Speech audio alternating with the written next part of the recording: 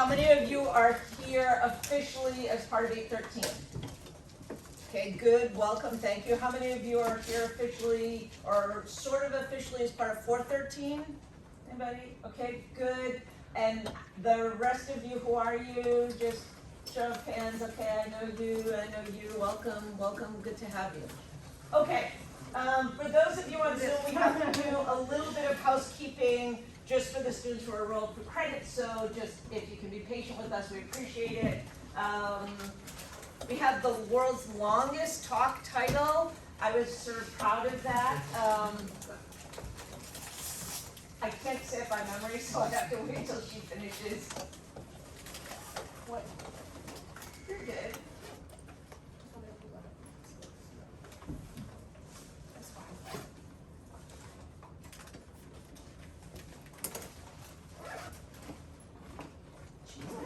Eve. Hit one. Where? Next to the remote control. In the meantime, And then one high final floating plug remote to control. sign in with the QR. I can bring it around slowly in case you have not caught it right. All right, fabulous. So, welcome everybody to Brainstorming Solutions to Healthcare Challenges through a systems-based multidisciplinary, not just multidisciplinary, but multidisciplinary, outside-the-box lens, using reducing emergency department left without being seen rates as our demonstrative example, as largely facilitated by our colleague, Dr.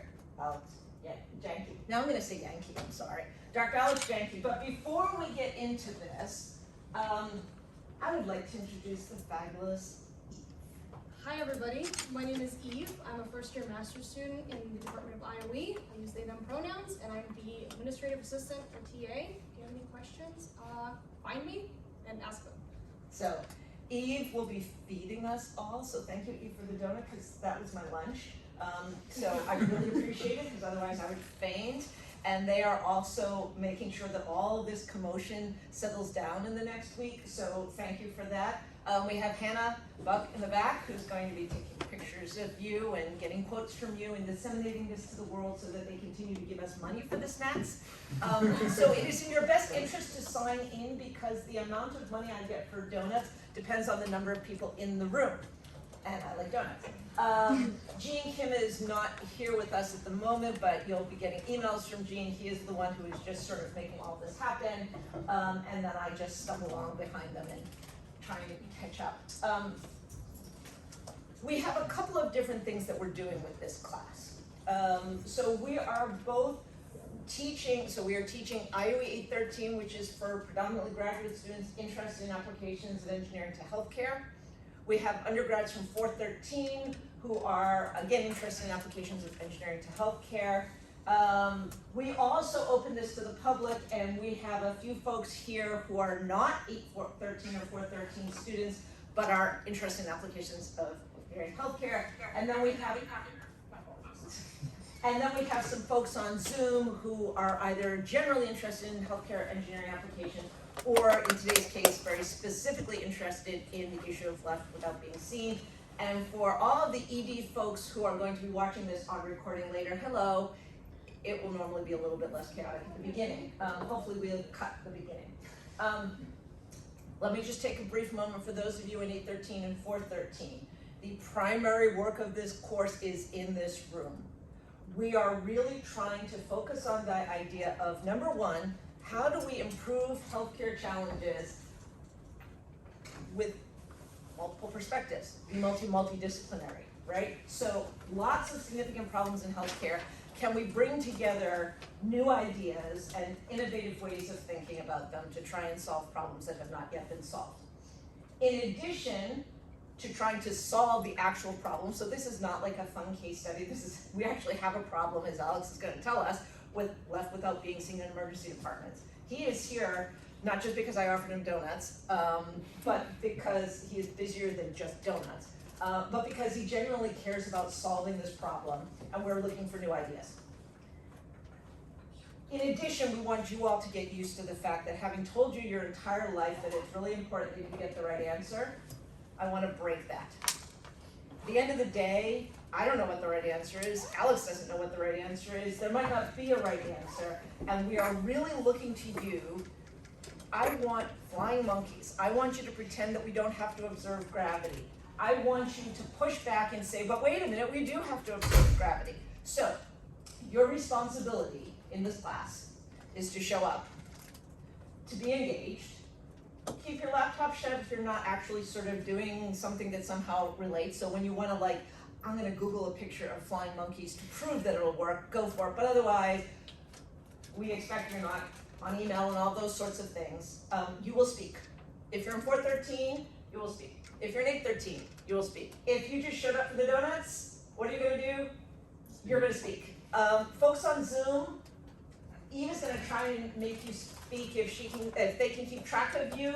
We're just going to do our best here, trying to figure this out. This is the first time we've done it, but we need a question.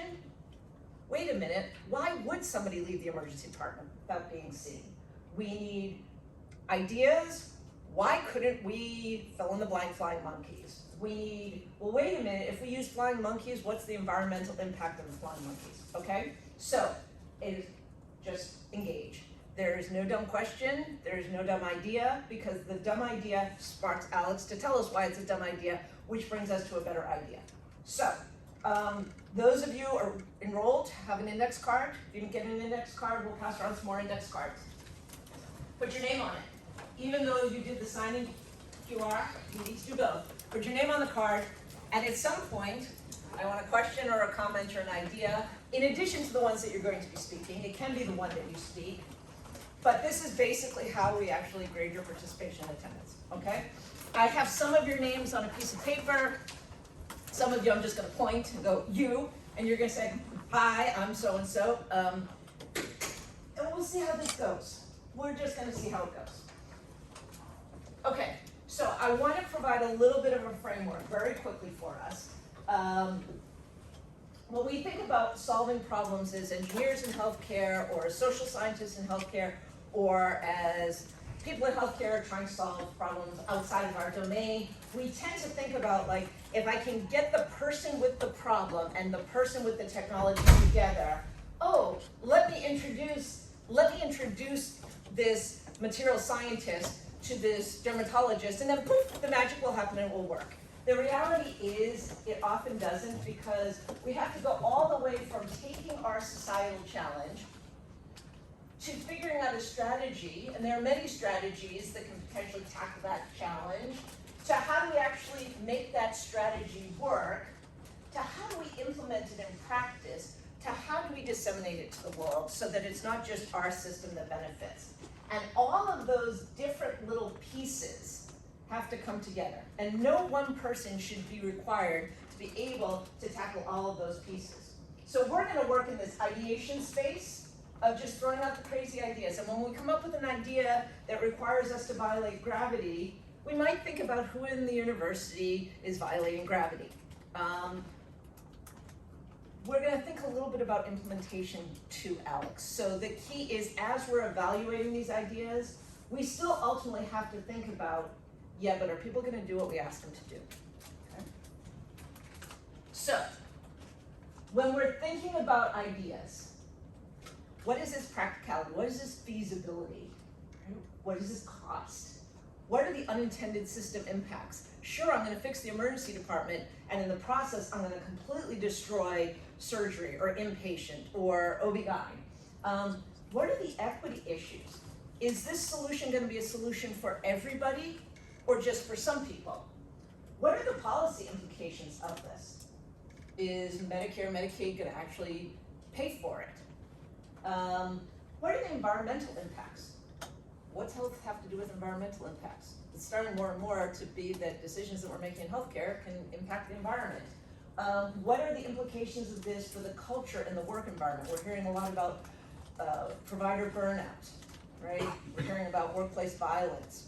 What is the implication of so how do we think about these ideas? And then start peeling away the layers of the onion to try and make them work. So, this is me introducing Dr. Janke. Dr. Janke, welcome. Oh, wait a minute, I got the wrong piece of paper. Dr. Janke is a University of Michigan alum who received his MD from Wayne State University. He's a clinical instructor and an IHPI National Clinical Scholar. As an emergency medicine physician, his focus is on the improvement of emergency care in the United States, and he has bravely volunteered to be our first exploratory collaborator, presenter person, and he's gonna talk to us about what he wants to fix in emergency medicine. So, I think it is now all yours, and I can leave up the slide or take down the slide, but basically have at. Yeah. So, welcome. So thank you so much for having me. Emergency medicine is in trouble, and we desperately need your help. In 1986, we passed the Emergency Medical Treatment and Labor Act. What it means is that every single person who walks through our doors is guaranteed a medical screening, evaluation, and stabilizing treatment. It's federal law. But we don't meet that standard in practice. In practice, people come in the front door, they check in to receive care, and then they're put in the waiting room where they wait for 2 hours or 4 hours or 6 hours, or if you can believe it, 12 hours or 24 hours, and many of them will leave prior to actually getting the medical screening evaluation that's guaranteed to them by law. And bad things happen to those patients. Just a couple of months ago, I saw a patient in the emergency department, one of the places where I work. They had checked in 16 hours before I put my name on their spot on the chart to see them. And as I was on my way, I think, to go and see this patient being groomed, the patient left without being seen. This was a young patient, somebody with a couple of kids at home, and 16 hours was too long. They needed to get back to their kids. About 6 hours later, while I was still in the emergency department, this person came back dying of a dangerous necrotizing soft tissue infection. The consequences are really real. And last year we partnered with Epic Systems, the electronic health record company, to publish the first national data on monthly rates of left without being seen across the country. In the worst performing emergency departments during the periods of greatest crowding, as many as 1 in 5 people that come in the door and check in to seek care actually leave without getting the care that's guaranteed to them by federal law. I want to frame the conversation a little bit on like the operational structure of the emergency department and what conceptual models have been sort of employed in the past to talk about this problem. And there's 3 phases. There's input, throughput, and output. Input is people coming in the door. Some people will walk in. Some people will arrive by ambulance. That's the demand for emergency care. The second is throughput. That's how quickly we evaluate the patient. The nursing staff checks the patient's vital signs, triages the patients.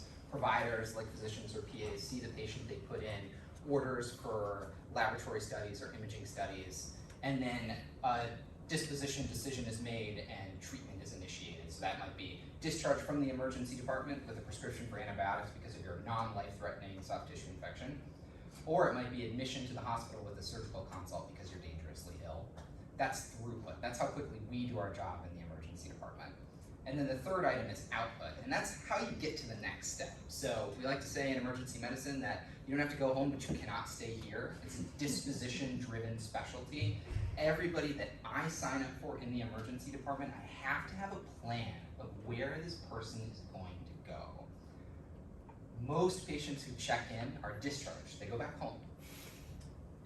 Some patients are admitted to the hospital. They go to an inpatient unit, and some patients go to an intensive care unit. They're very sick. And so that's that third step, output. That's the time from my job is done and I've got to get this person to the next step. And those 3 things, parameters in each of those, things that go into your equation, each of those things drive this problem of very prolonged wait times and patients who leave without getting the care that they need. Excellent. So we're gonna start getting you used to just speaking a lot.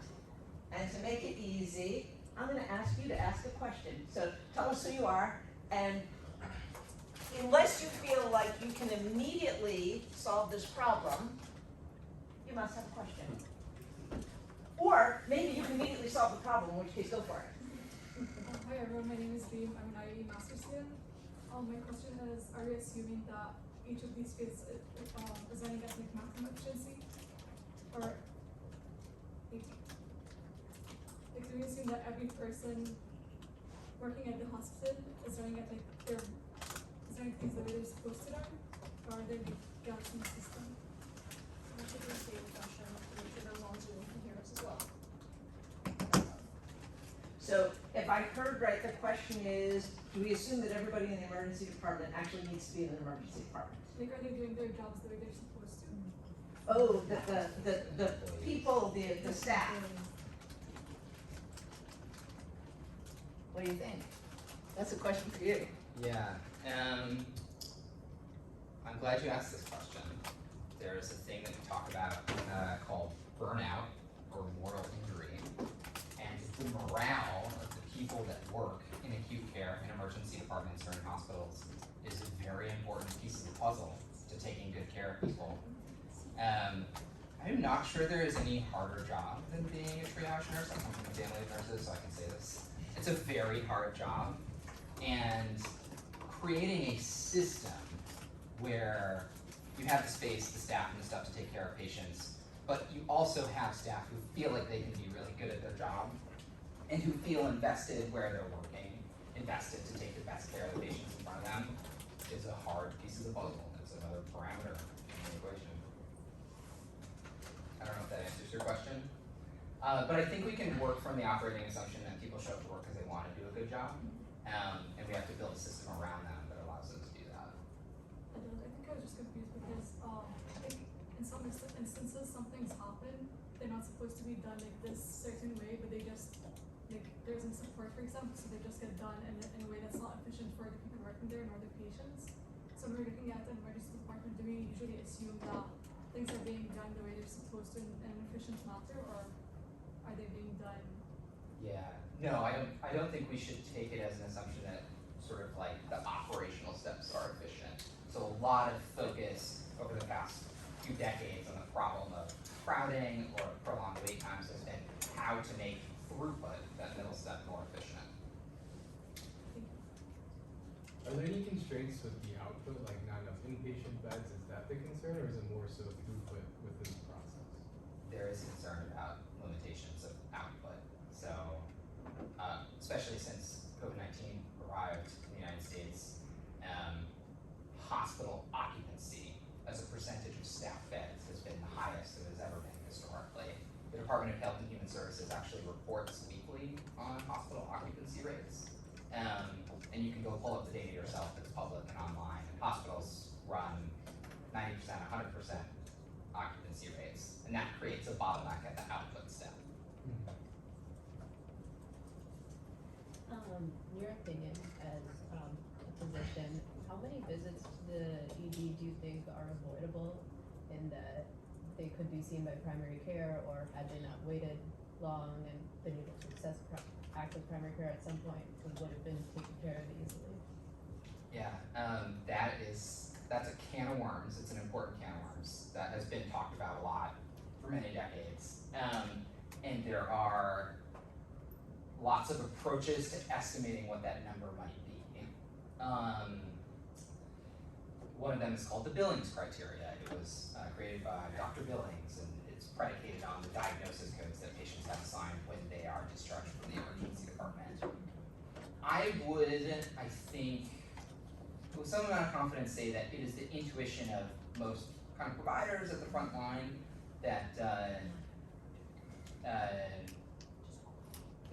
that it is not our main problem that those patients who have low access to other acute care services come through our doors. Principally because their throughput in the emergency department tends to be very quick. So you can imagine like an ED visit, which is like a priori avoidable by primary care access. It's also an emergency department that's very quick, for example. Go ahead. I just wanted to ask, I think it was interesting you began talking. First thing you said was like, there's a huge problem here. As far as that problem goes in the 3 steps, input, output, throughput, where do you think that problem is like hiding the most? Is there a bottleneck at the beginning, at the end, somewhere in the middle? I think the consensus right now is that the problem is output. So the problem is that emergency departments are very crowded. They're crowded because it is hard to move patients from the emergency department to the inpatient setting or the community setting. So the sort of downstream acute care capacity is limited. especially since COVID-19. When you're looking at these emergency rooms that you mentioned that have like 1 in 5 leave without being seen or have these negative outcomes, is there any kind of defining characteristics that pop up? Like you said in output, is it particularly hospitals with really low inpatient beds, or is there anything like that that really jumps out? I think the right answer to that question is that we don't know.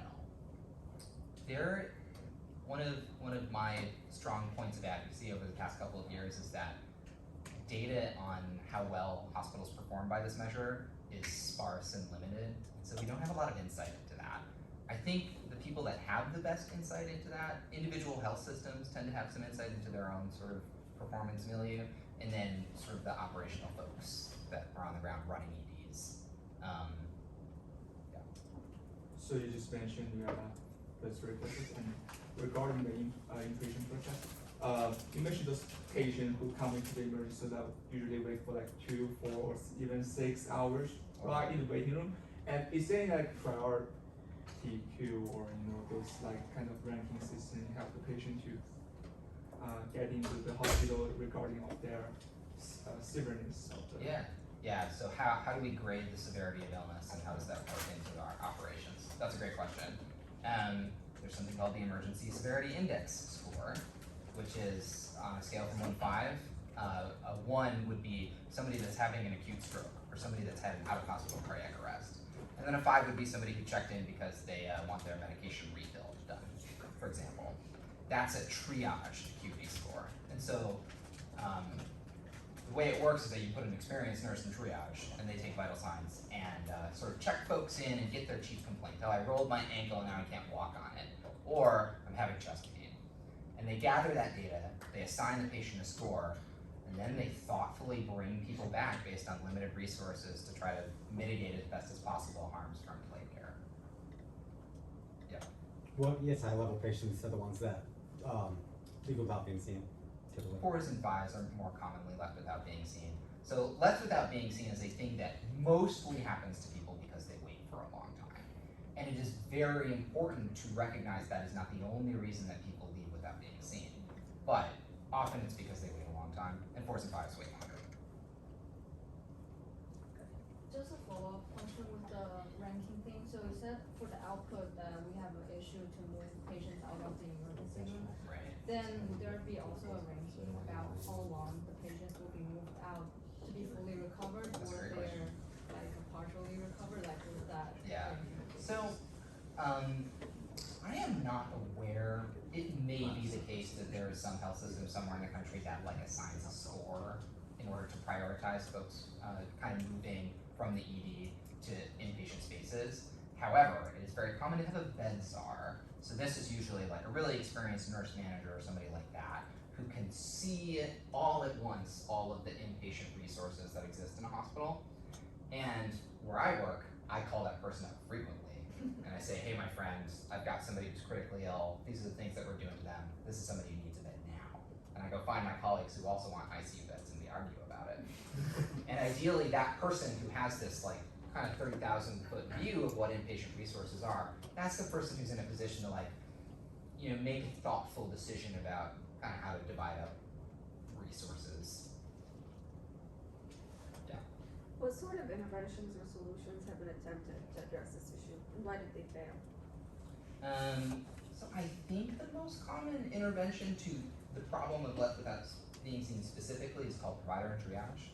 And there's like lots of variations on this approach, but the basic idea is that you put a physician or a PA, in triage who starts the evaluation as the patient walks in the door.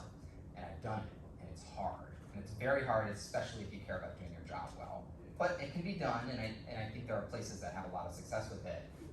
One place in Connecticut, a community hospital in Connecticut where I worked, did a great job of it and really did right by patients with it.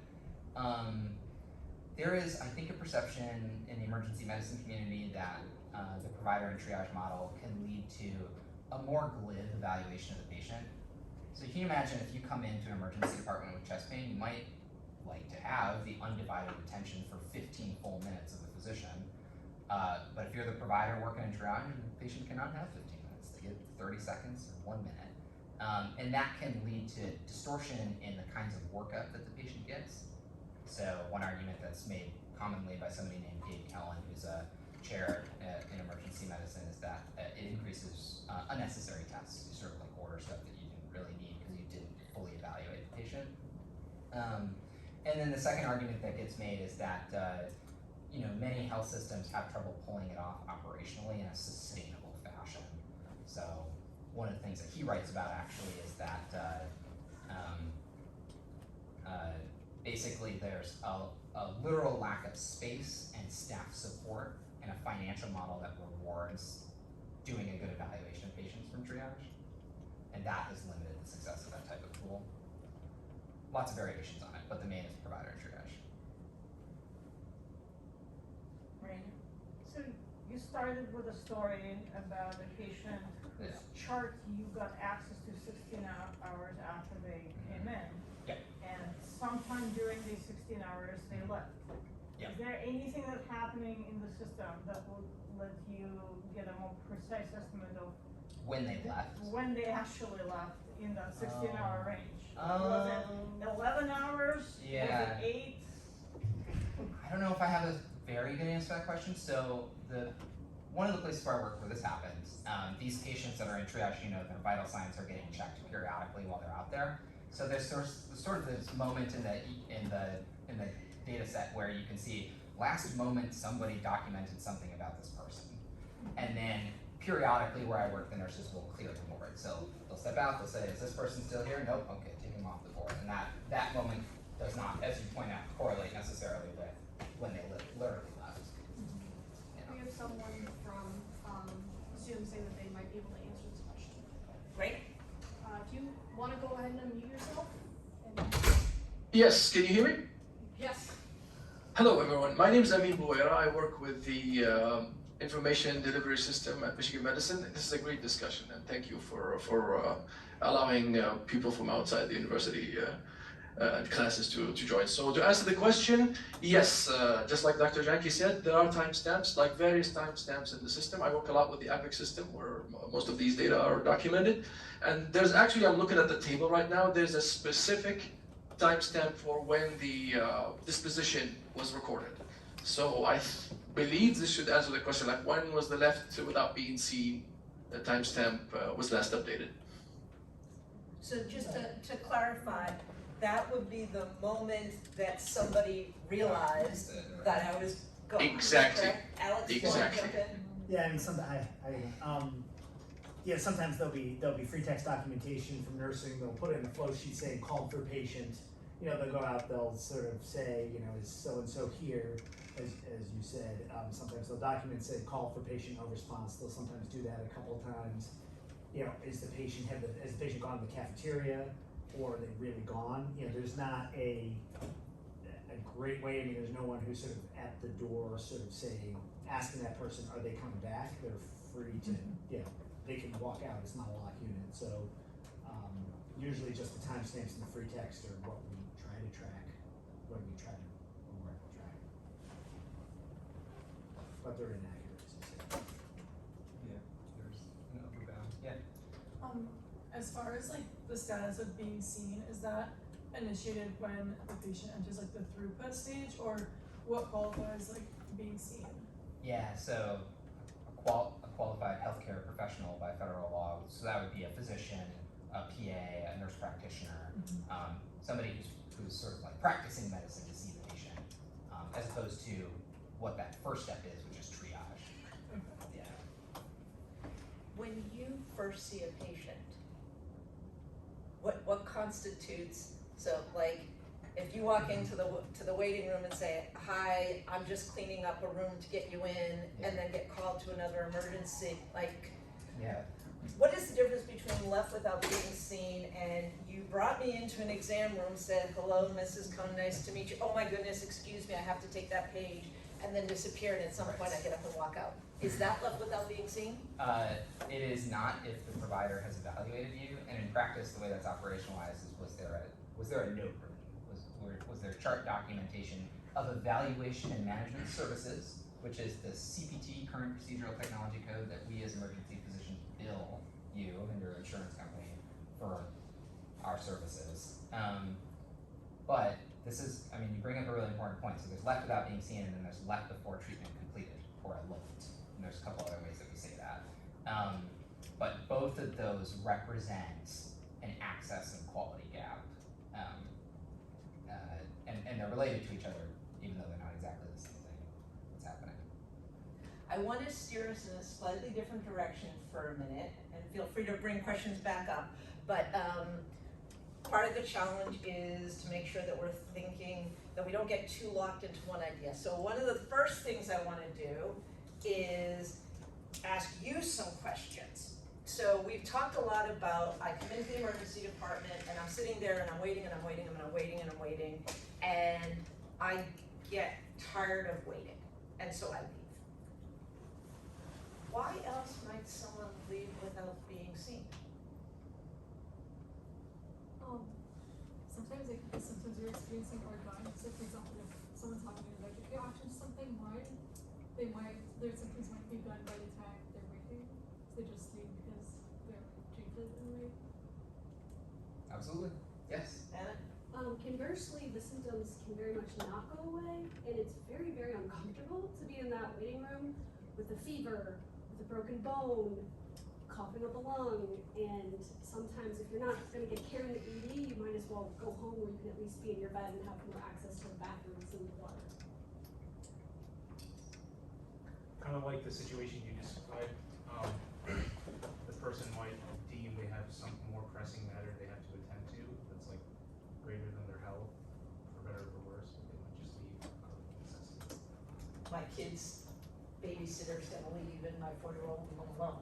Yeah, go ahead. I'm just feeling like the patient don't know how long they have to wait until they get cured. Like maybe an hour, maybe like 5 hours, they don't know. So they'll say like, I might just cure myself at this moment instead of waiting somebody to save my life.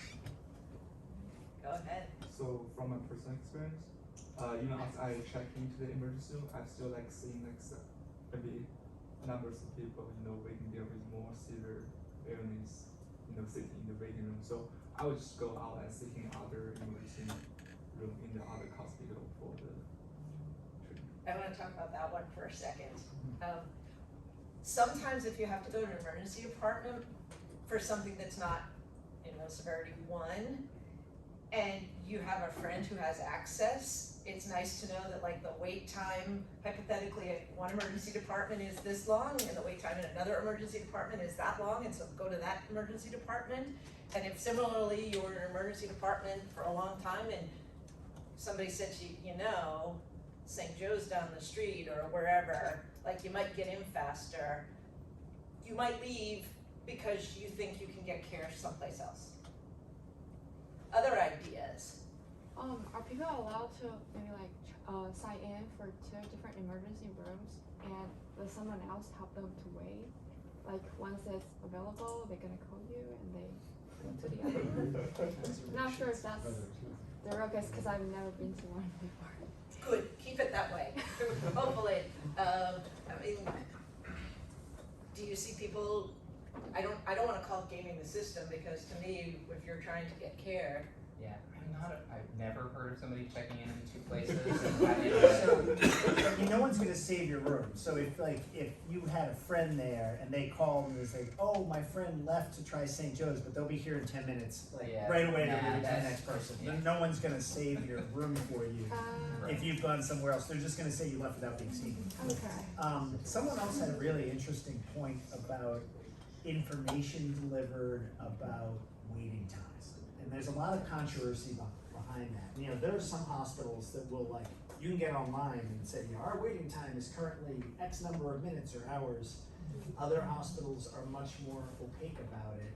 And sometimes the waiting time is a little bit game, because as you said, it's a little bit reflective of the doc in triage, who's not doing a full evaluation. Just, in 20 minutes, you're gonna see a doc who's gonna maybe throw some tests at you, but not really solve it. But it's an interesting question about how much transparency you should have, because we don't want to dissuade people. We don't want to be like, it's going to be 6 hours, and people who really need to come won't come. On the other hand, it's hard to make that be accurate because it is so dependent on the triage acuity. And it's not 6 hours, it's 6 hours for me and 4 hours Yep. for Billy and 22 hours for It's a Eve. dynamic process. Go ahead, Eve, and then. We have a question over Zoom, which is, so we're all on the same page, we're only talking about like AES, adult medical ED, not CES or peds, and not PES psych. I think we're talking about emergency care generally right now. Yeah. And I want, one of the things that I was waiting to hear is the psych question. Okay?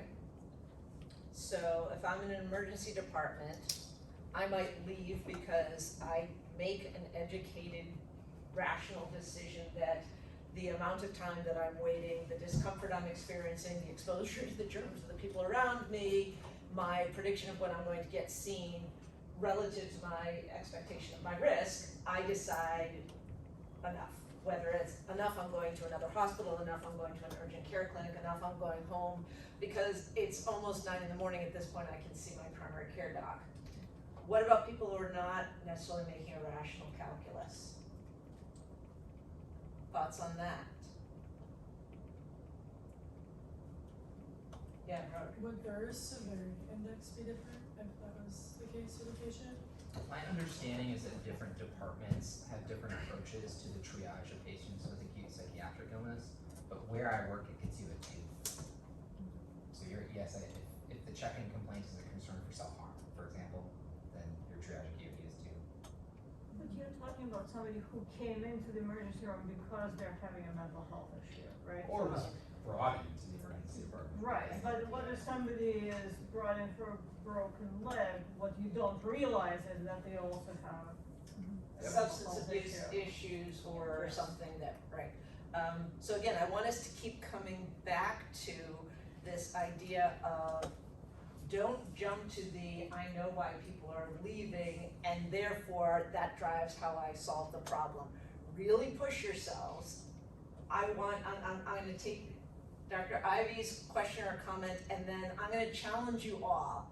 I wanna hear the most outlandish, out of this world, flying monkeys, crazy reason why someone would leave.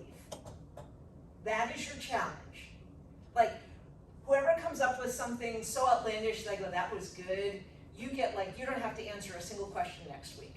We're giving one prize, crazy monkeys. Julie. I guess the question I have is there thought about what's an acceptable wait? Like, how long should someone reasonably have to wait before they're leaving and like thinking about what can you achieve at wait versus? Yeah, that's a great question. CMS reports on hospital quality measures. There's a whole bunch of them, but one category of them is timely and effective care. And so the emergency department quality measures, some at the yearly level, fall into that category. And what they do is, I think they report median wait time. All the harm is hidden in the 80th percentile and the 95th percentile. I don't care if the median is 1 hour. If 1 in 20 people waited 24 hours, that's too long. Go for it. I have a flying monkey scenario. Thank you. What if we have a patient who is very addicted to something hard? They're coming in for a complaint unrelated to that, like they have a big cut on their arm or whatever, but they leave because they need another dose of whatever they're on. That is not an unusual I scenario was at gonna all. say, you get points for trying, but I'm pretty sure that's not a flying monkey. Yes, do you have a flying monkey? I don't think it's the craziest, but I've driven to the emergency department before and had to pay for parking. And as a leader, You start to feel that. like, how often do you want to refill that parking? I was in an emergency department at some point and a family came in, they had driven like 150 miles, their kid had been helicoptered in, medevaced in, and they're in the waiting room in a panic and they couldn't find the parking ticket. And their kid's going to surgery, but it's a family that was economically challenged and also just distraught and literally going into, the issue of, but can I afford to pay for another 4 hours of parking? Yeah, I'm not calling a flying monkey either. All right, keep trying. Well, this isn't really a flying monkey question. I was just wondering if CMS has ever like threatened or proposed reducing reimbursements based on wait times. I don't know the answer to that. Don't believe so. But that's a good question. Jared. Kind of a flying monkey. The other day, my roommate forgot he left the oven on for like 8 hours during the day, and he left class to go turn it off. So if he's in the waiting room, maybe he'd run home and not burn the house down. I thought he went to the waiting room because the No. gas station was being on. That like, I can't be here anymore. Yeah, just completely forgot. Oh, I gotta run and do something. I'm gonna give partial credit for that. Karen? So I kind of have two, but the first one is what if somebody comes in and then dies in the waiting room before they're seen, has a sentinel event where they have some catastrophic occurrence. How do we count that if they haven't been seen yet, but they're technically in the waiting room? I think in general, when that happens, that patient would be documented as, their disposition from the emergency department would be documented as a death. And they would have this thing, an evaluation and management chart and code attached to them. So they would get checked in at the time that they're recognized as having died. Okay. And then the second one, which is slightly less morbid, is so a lot of different, especially adult emergency services, have different like guidelines for who is supposed to use that emergency service. Here it's 22 and older, but like where I'm from, it's you have to be 18 or older. So I'd gone to the ED when I was 17, and then they said, oh, you can't be in this ED. You're gonna have to go to the children's one. You can either wait an hour and a half here, or maybe you can consider walking over there yourself. So my guess, based on your description, my guess is that the ED that you originally check into sort of does have some baseline capacity to evaluate you, and the person that you're speaking to thinks you're sort of better served in another place.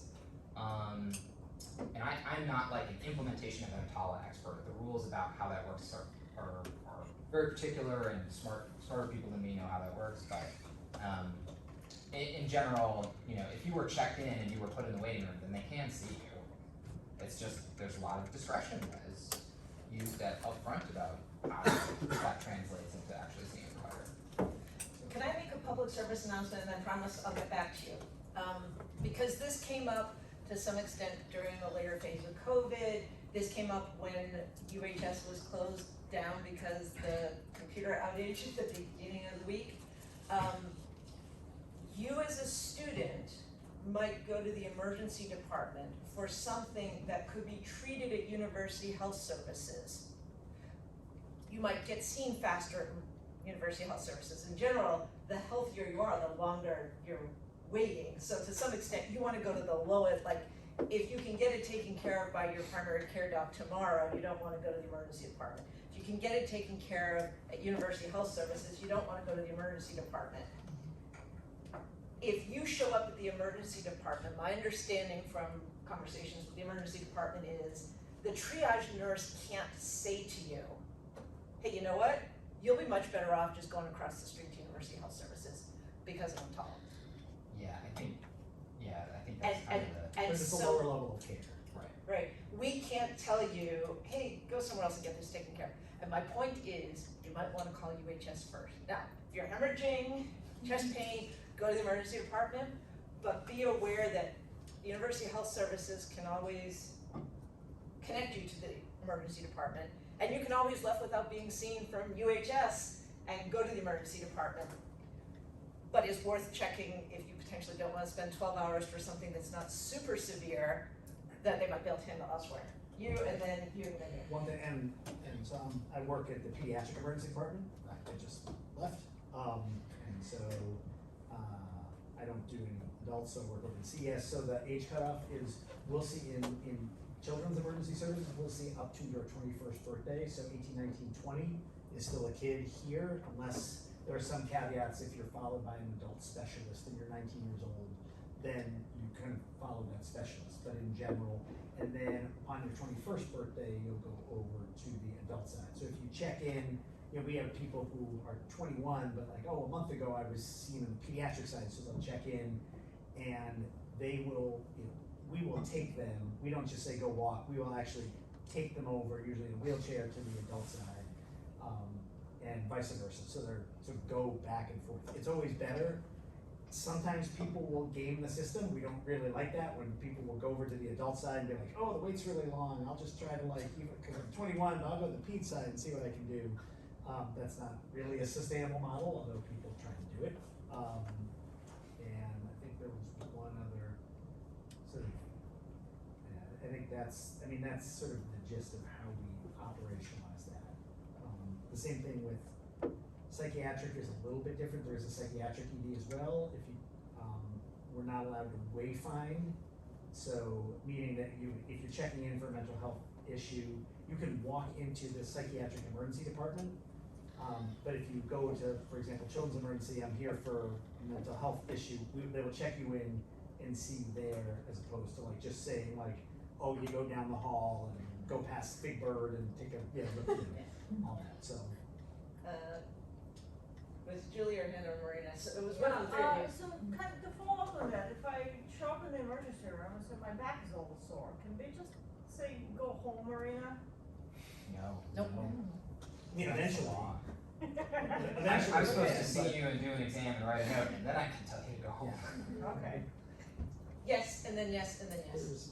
So I have a question. Is the limiting factor physicians, or is the limiting factor rooms, or is the limiting factor beds? I think in most places right now, so if we're talking specifically about throughput, right now we're in the throughput category. Most places in the country now the problem is staffing nurses. Okay. Is there any opportunity to move some of it to virtual care? Yes, I think there is a lot of opportunity, and in fact, the Veterans Affairs system has had quite a lot of success, I think, with that. I have a couple of friends who see patients virtually, sort of from their role as an emergency physician, and I think we take really good care of the vets that we do that for. So I want to take, we've got at least one question on Zoom, and then, Billy, is that what you were flagging? And then, I think there was someone I hadn't heard from yet. And then I want us to use our last 25 minutes or so to shape. So we've done a lot of learning about the basics, learning about the problem. I'm gonna focus a little bit on an innovation piece that we haven't been talking about. So what was the question on Zoom? Is there a difference in time to be seen if you come in by ambulance versus walk-in? You enter the same triage process, whether you arrive as a walk-in or by ambulance. It does not in any way guarantee a difference in ESI or wait time. Go ahead. So I just got curious, like the standards for the patient themselves to treat themselves, that they should get into the emergency room versus the doctors thinking they should actually go to the emergency has a difference. Like, for instance, the patient themselves might feel the chest pain is like a serious condition, but actually for the doctors, they think it's not as severe as they think they are. So I was thinking that you have the big problem that a lot of the patients come into the ER, but they cannot get treated on time. Would that be something related to that the patients themselves treat the disease not properly, not correctly, as they think they are? If I speak it clearly. So if I had a better way of knowing that I didn't need to be in an emergency department, I wouldn't go to the emergency department, which means I wouldn't be taking up space, preventing you from being seen in Yeah, an I mean, emergency if department. there's like a standards or something that if you follow the standards, you should get an emergency. If not, you should not. Yeah, not to brag about Veterans Affairs more, but Brag about Veterans Affairs. yeah, so we have our nurse triage phone line at the VA, and they have exactly this. They have standards and guidelines for a description of a chief complaint and whether or not it's something that needs to be seen right away, or could be moved to an outpatient visit the next day, for example. Okay. Phone medicine is hard. Phone medicine is hard. So having done some of these phone calls, it's really difficult because people, in pediatrics, the classic thing is a fever. So there's a fever at 2 a.m, you need to come to the emergency department. Most of the time, no, but people get a lot of anxiety around it. They can call the nurse triage line, but it sort of depends on the language they use and the parental anxiety and there's so, and if you can't see someone, it always is tough. And I'm gonna throw out, because we haven't talked about this yet, equity issues. This is another place where we potentially see, when you talk about the language you use, I think you meant, my kid's dying versus, Yeah. she seems a little off, but my literal language may impact how people respond. So this is what I want us to do now, is to move into the trying to be helpful phase. And so let's take a step back for a moment. So I really like how Alex has sort of Alex has framed this as the sort of like, there are people who show up at the emergency department. So you raised the point of, well, maybe if there were fewer people showing up at the emergency department, they wouldn't leave without being seen. And I should premise, those of you who are here for class and haven't spoken, actually even if you're not here for class, we're gonna be coming to you, so just be prepared to be thinking of something, right? Your turn is coming very soon if you haven't participated. So, we have the people showing up at the emergency department. And for the sake of argument, I want you to assume that that is something that we have zero control over. We cannot change the number of people showing up at our emergency department, okay? We might be able to, but that's a big problem that involves a lot of other stuff. People are working on it. And Alex, I'm gonna propose something that I don't think is what you want solved, and so I'm gonna apologize in advance, but we have this piece here, which is, but there's no hospital bed for you to go to, right? We're boarding patients, or there's no skilled nursing facility, or you've broken your ankle and you live 10 flights of stairs up and you're 92 years old and no one can come get you, whatever. So there's a crowding issue that we, to some extent, for the sake of this conversation, can't control, okay? These are really hard problems that are really complicated. Do we need more nurses? Maybe we need more inpatient nurses. Maybe we need more skilled nursing facility nurses. I want to pose this question. You guys cannot reduce the number of people showing up in the emergency department. You guys cannot reduce the amount of time it takes for Alex and Alex to actually see the patient in the emergency department. You can't change anything relative to the fact that it's gonna be 16 hours before I get seen, okay? Does the premise make sense? My question to you is, let's think about, when we think about triaging, like the big grand picture is a perfect health system where we all get the care we need in primary care and we never even need an emergency department. That's gonna take a long time. Now there's this layer above it, which is, well, the emergency department gets everyone through so quickly that nobody leaves without being seen, because all of our reasons for leaving without being seen seemed largely to tie to how long you'd been there, right? So nobody would leave without being seen if you got seen immediately. The reality is, right now, people wait 16 hours sometimes. The reality is that if you leave without being seen, bad things happen. Number one, first and foremost, something really bad can happen to you. Number two, we have things like EMTALA laws that get us dinged and all the reasons we don't want this to happen. So here's my challenge to you. We don't have 3 years to fix a brand new hospital and a new training program for new nurses. I'm gonna have long waits for the next 3 weeks. And I don't want people walking out of my hospital and dying. Is there anything that we can do? Yes. Maybe, I'm not really sure about how the financial system works regarding healthcare, but you could maybe ask them if they come in for a sort of deposit. A small amount of money that they have to pay, and then they get it back when they leave. And here's my flying monkey. And you know what I love about this? How many of you have a reason why that's a terrible idea? Right? Why is it a terrible idea? Equity, main consideration, not everyone has the ability to pay, and healthcare should be accessible for everyone. You shouldn't have to pay a deposit to secure your spot. Also, I suspect not US, right? we can get into the politics of all of this, but exactly, right? So in addition, I'm pretty sure it would be highly illegal, right? Okay, so, but, can you think about this idea recognize that people can't make a deposit and flip it. Is there anything that we can take away from this that doesn't have the problems that you just talked about? Go for it. You can reverse it and give them a prize for waiting. We're all laughing, except,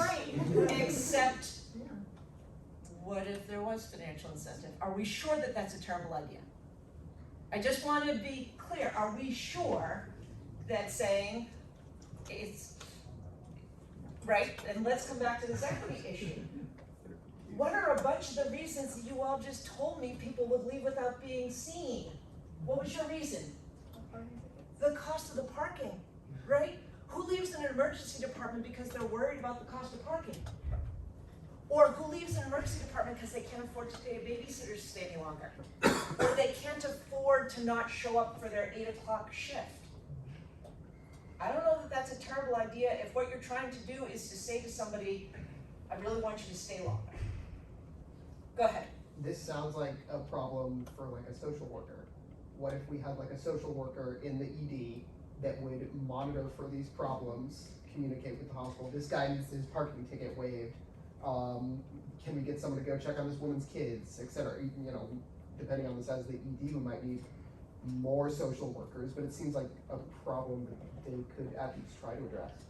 And this comes back to, let's really understand why people are leaving, right? And again, I don't want to in any way diminish the idea that we should try to reduce 16-hour waits.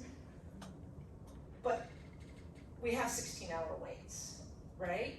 So, if people are leaving because maybe we're not giving them a prize, we're paying them to stay, but we are saying if the reason you're leaving is financial, we can try to work to make that financial problem go away. Eve.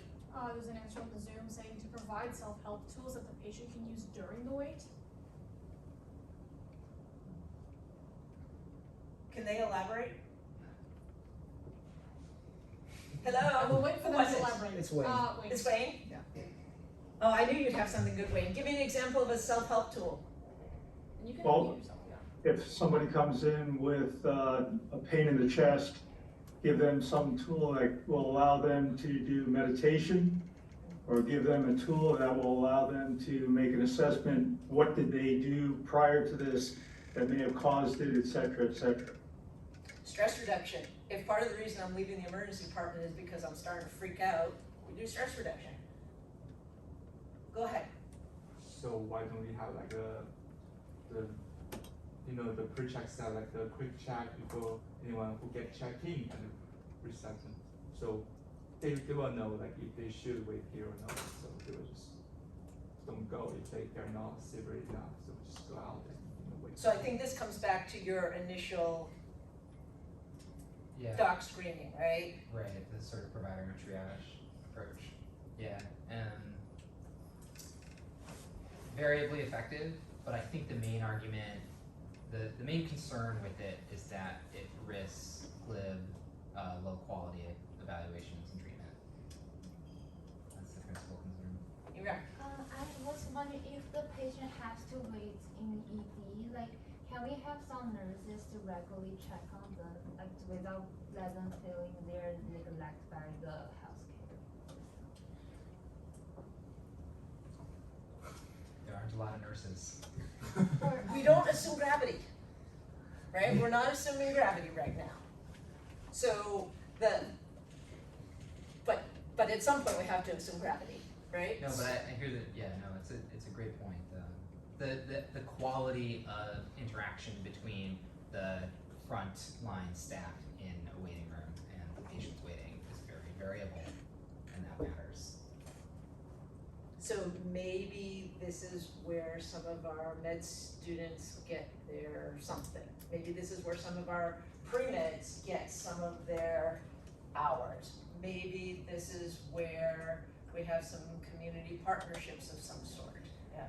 In the same line of like sort of lowering stress, Amelia answered in the Zoom chat, has it been tried before to share more information with the patient about the triage process, providing info on why some cases are urgent than more urgent than others, and the risks of why before being seen may lead to some patients deciding to wait longer?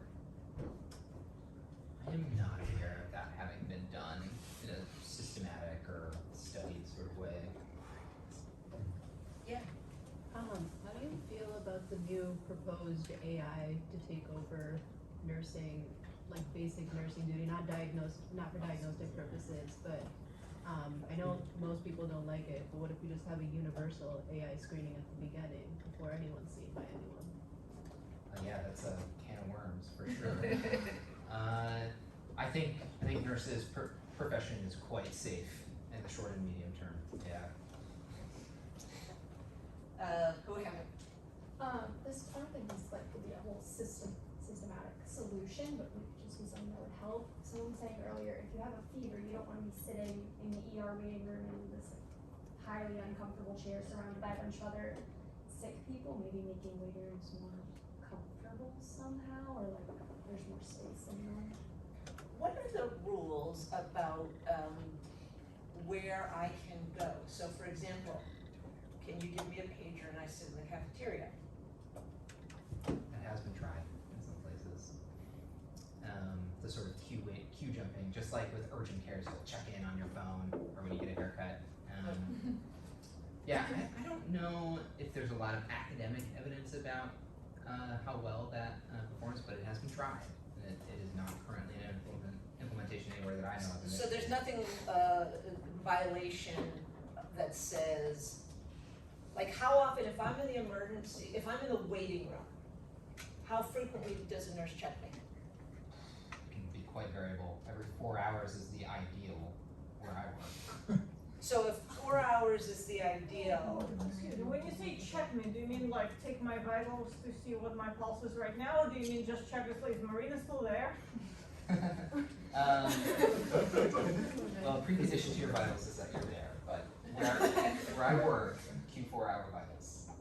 Okay, but they can check like, okay, who's around, still around more often than that, because it's not this. And you don't need to be a nurse to take names.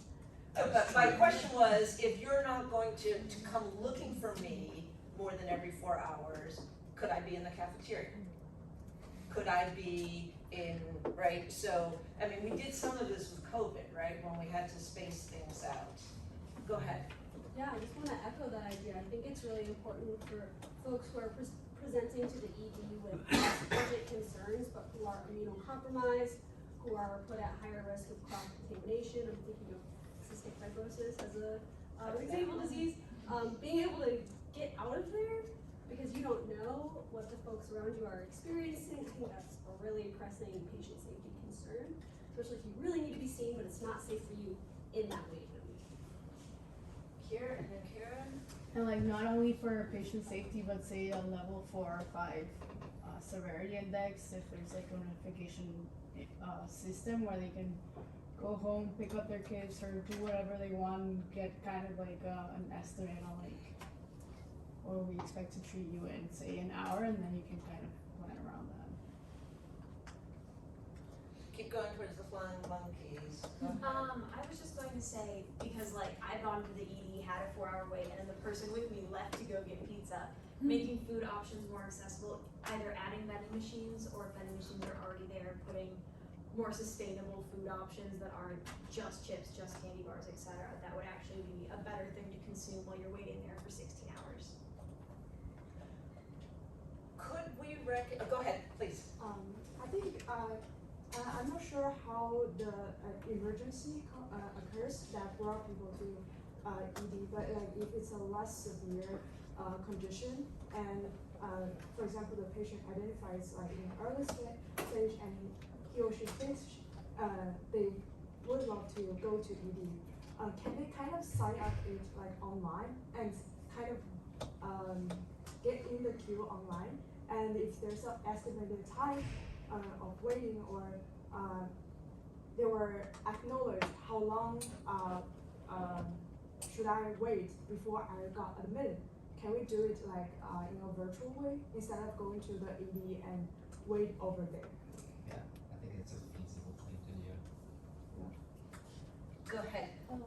Is that possible to let the patient to do to fill a survey when after they came into the ED, and we just emergency room and we just assign them into different groups. Some patients have very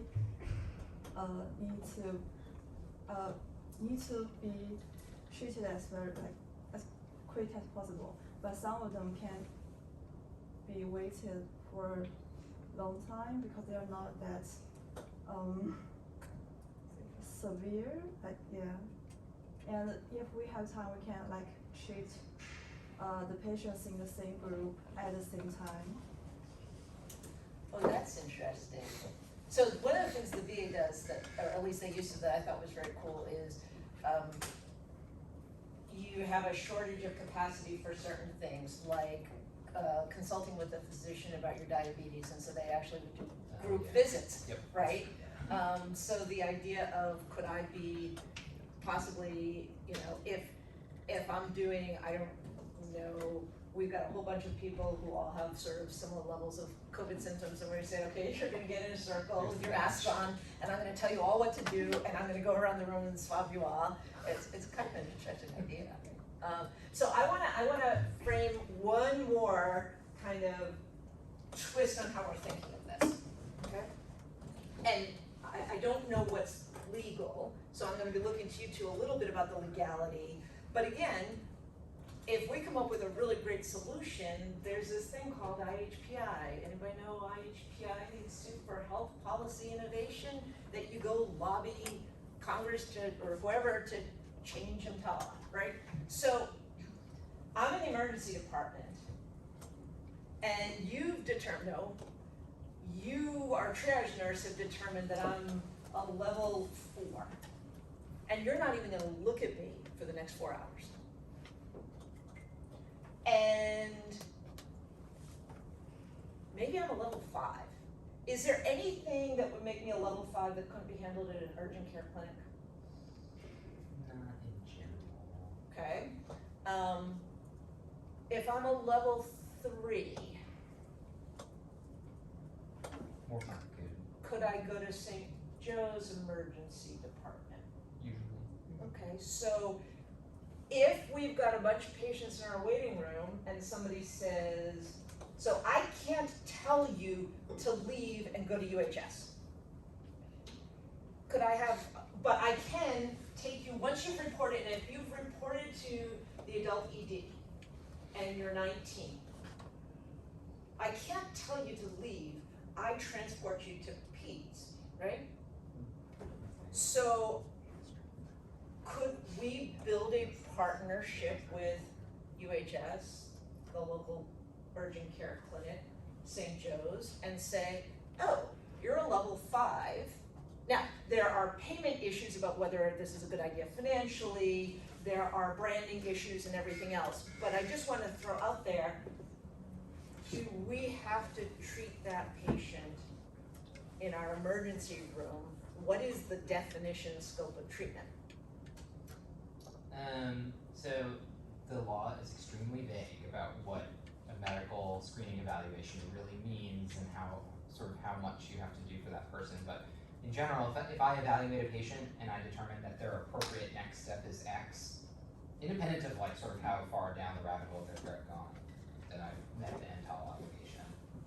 So I can see a patient who has, for example, abdominal pain, order no testing at all, and say, you have a clinical presentation which is appropriate for follow-up with your doctor tomorrow. I write a note, I've met the EMTALA obligation. You don't sort of have to escalate all the way. As the treating provider, you have that discretion. But you have to be willing to exercise that discretion, which depends on There's how the legality of the medical screening examination, just as the minimum standard, there's the, some level of sort of making an effort to figure out what the problem is. So the medical screening evaluation is, we think you were sort of safe and not gonna die, but but then there's the, are we gonna solve your problem? Or are we gonna meet the legal standard of care? Yep. Yeah, and so there's different levels, and there's legal standard of care, and then there's what someone can come back at you and complain about or sue you if if that abdominal pain was appendicitis that now ruptures. You may have met the legal standard of care from an EMTALA standpoint, but you haven't you haven't given good care. Right. Billy, you were, I heard the FT word, I think. I heard FT. No, No? we were just talking about. Not fast track. Well, yeah, fast track, Okay. but then like Alex is saying, you can open yourself up to medical malpractice suits if. But again, me being in the emergency room for 16 hours is kind of opening us up to some liability, Joe. What if for a moment, if we can't control the output, which is the real problem, can you control the bad outcomes with left without being seen? So if you leave without being seen, and the reason presumably that's bad is that you have some negative outcome, is there a way with an EMTALA that you can give a card that says, call this number at 8 o'clock tomorrow and they'll get you into a primary care doc and get you taken care of, or an urgent care or something? I think it is definitely feasible to put a stack of cards out at triage that has a number that people can call. That sounds feasible. To what extent that mitigates on the harms for patients that do leave without care, I don't know.